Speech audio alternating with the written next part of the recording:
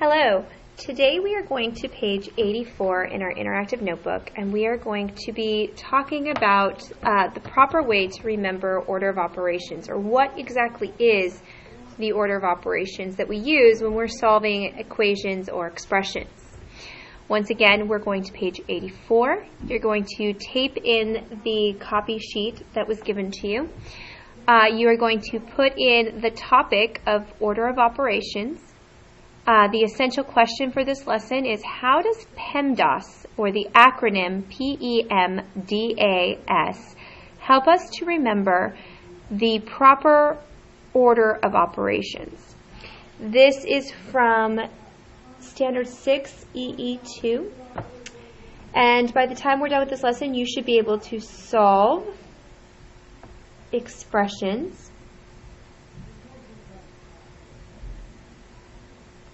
using numbers and exponents in the proper order. Now, you might have seen this acronym before. You might have even heard someone say, don't forget, please, excuse, my dear Aunt Sally. Or maybe you've heard purple elephants may destroy a school. That's another way that we remember it from time to time. And those are all just mnemonic devices so that you remember the order that you're supposed to use when solving expressions that have multiple steps. So the first thing that we always do when we look at an expression is we see, is there any parentheses? So that's the P. P stands for parentheses. It also could be for any kind of grouping symbol. So this could be a parentheses, it could be a bracket, it could look like this. Sometimes we have multiple ones that we could use. Any of these would be under that category of parentheses. The next thing we do, if we don't have a parenthesis, or if we deal with the information in the parentheses, is that we look and see, are there any exponents?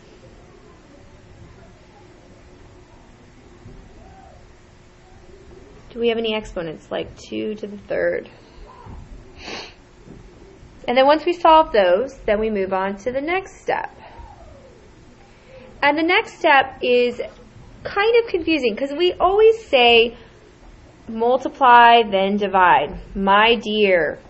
Well, the actual truth of this is, though, is it doesn't have to be in that order. It could be dear my, because these can go either way as long as you're moving from left to right in the expression. So remember that you can multiply or divide whichever one comes first as you're exploring into the expression. The same thing is true when we get to the addition and subtraction. You don't always have to add first. Sometimes it's actually more appropriate to subtract first, depending upon, while you're going through the expression, what comes first. Okay? So once again, remember, you always multiply and divide left to right. So if the division problem comes first, divide first. Okay? Also, always add and subtract from left to right. One other thing to remember is that when you see parentheses, that inside the parentheses, always follow order of operations as well. So you're going to do this process inside parentheses and then move your way out. Now when I do order of operation problems, I like to look at it as a triangle, because you'll notice that in a triangle you have a wide section at the top and then it gets down to this small section at the bottom, and that's how our problem is going to look as well.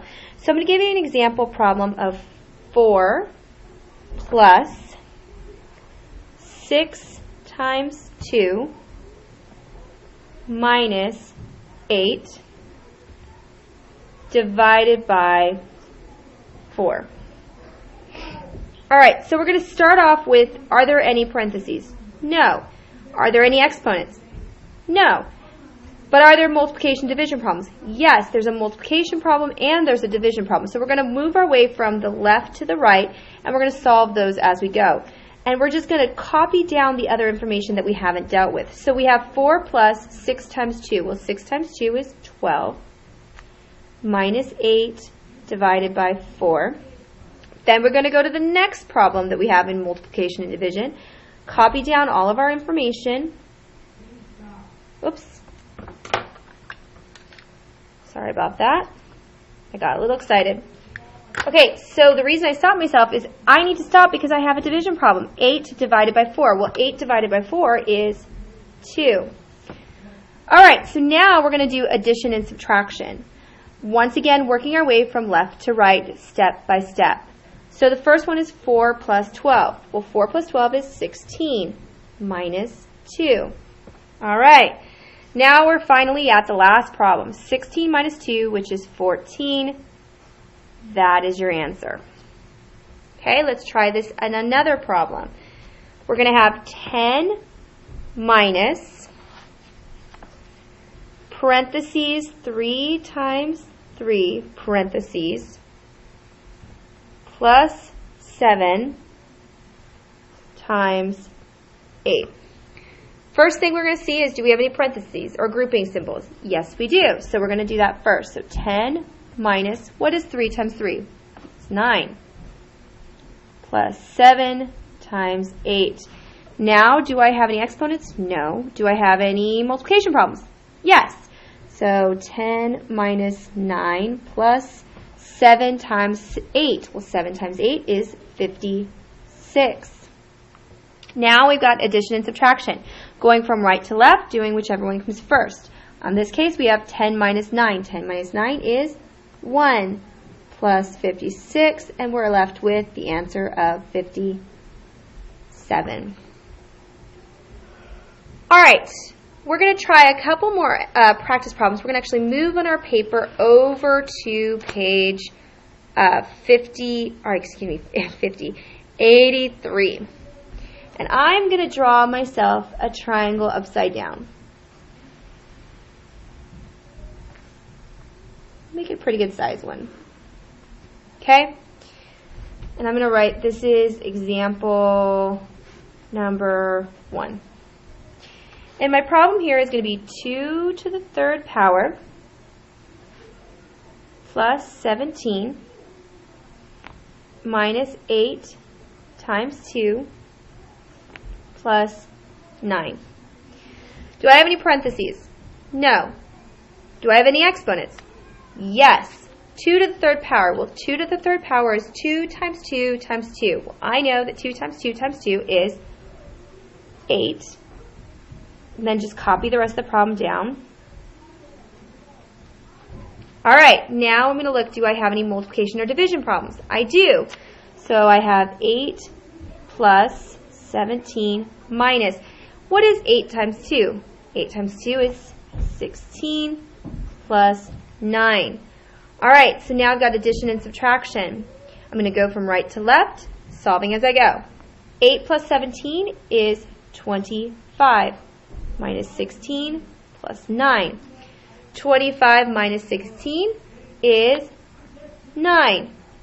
9 plus 9 equals 18. And you're done.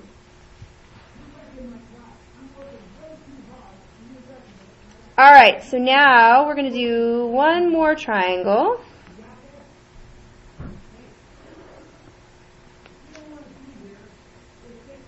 This is example number 2.